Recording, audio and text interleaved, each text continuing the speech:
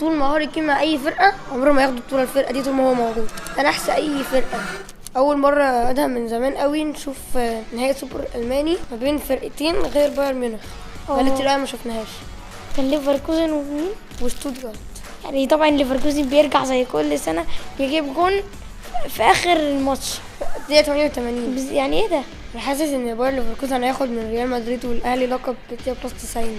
ممكن بيعملوا حاجات غريبه جدا. تفتكر باير ليفركوزن هيكمل نفس المسيره السنه دي؟ يعني هو خد الدوري من بايرن ميونخ. تفتكر؟ هو ممكن، بس اكيد ممكن بايرن ميونخ ممكن ما يسيبش الدوري تاني يعني. اصل بص، طول ما هاري كين مع بايرن ميونخ طول ما هاري كين مع اي فرقه عمره ما ياخدوا بطوله الفرقه دي طول ما هو موجود. هو ده نحس اي فرقه. جالهم مدرب جديد كومباني، فهو مش عايز يسيب الدوري. هو سابه مره، انا متوقع ان هم ممكن ياخدوه. ما اعتقدش ان كومباني هيعمل حاجه. لا، كان في ممكن مدربين كتير احسن منه وهو ما ضربش